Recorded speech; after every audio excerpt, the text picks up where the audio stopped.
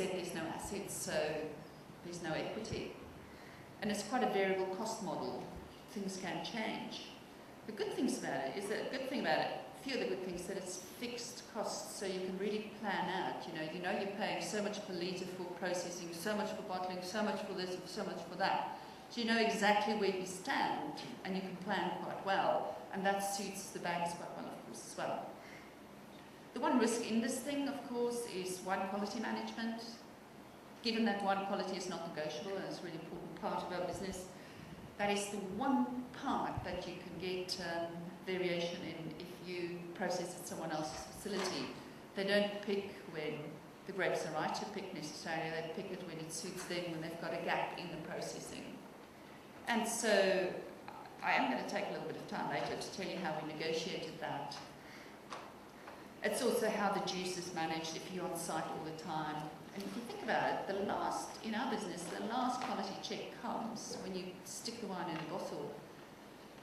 And if you do it at someone else's place, you get bumped to the bottom of the list, or if it's contract, the big companies get put in first. So those are the risks that you can miss your ship or your boat or your vessel with your precious 2 pallets full to the UK. So those are just the risk in that thing. The implications and the real business implications for this is, the good thing, we really could grow our business without cash constraint because we didn't have to buy things. And it was, it was just that capital constraint wasn't there.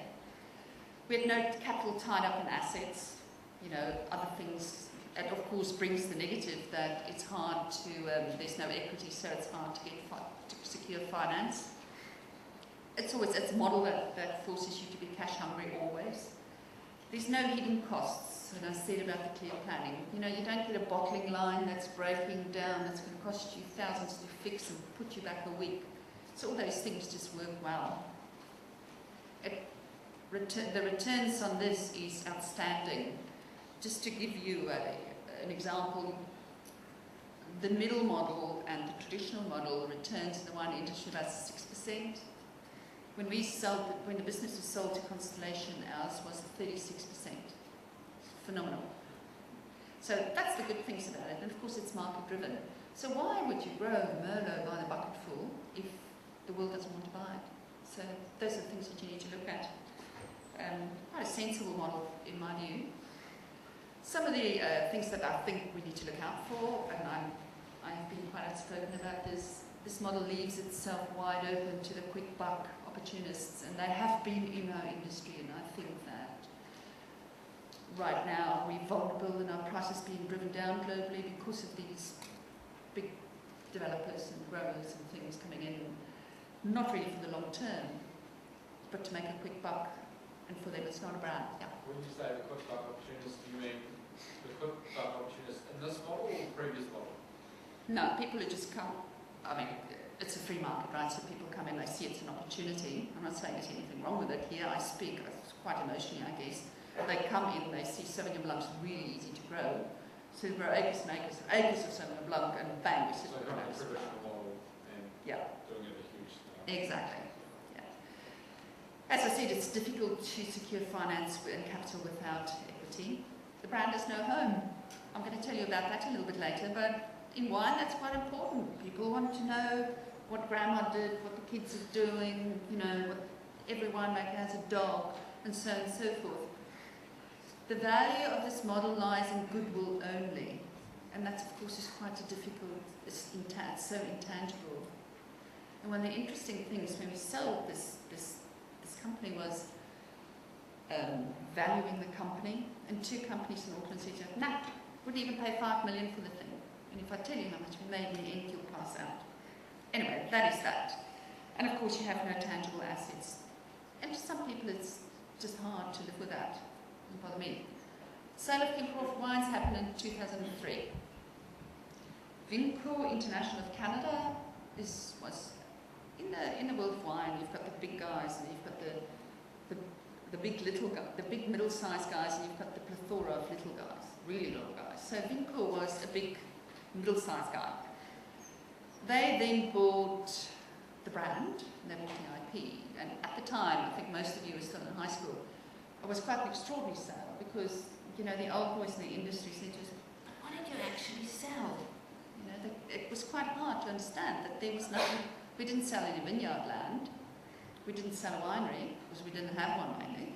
We sold nothing. We just sold IP, and we're still there. And of course that name, and of course that sale broke the mold. And since quite a few have been sold like that, I think that was really beneficial to both the buyer and the seller.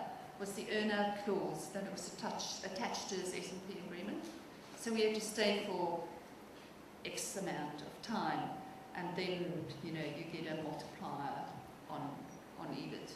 So it really focused the whole company. All 28 of us who made 500,000 cases of wine in the end, or 500 by the time the earn-out was paid out, participated in the earn-out, and everybody had one focus, bang. And that's why it worked so well, I believe. And then, of course, Vincourt was acquired by Constellation Brands in 2006. 2 different models as well as big companies. At Vincourt, they left us alone because they figured out if we tell these people to manage systems and manage people, they're not going to be able to do it. And Constellation went quite the other way. Look, the big companies can't help themselves. They've just got to absorb you and make you the same, and make you fit into that big model, and then thereby killing a lot of the spirit that companies and brands have that they buy. I think 42 Below is a very good example. Apparently, we bought them, you know, just to keep that lovely, lively, rebellious spirit alive. It's quite hard for a big corporate, although they all want it. You know, it's a little bit like me. I really want to be a catwalk model. Will I ever be able to do what you want? No, too big.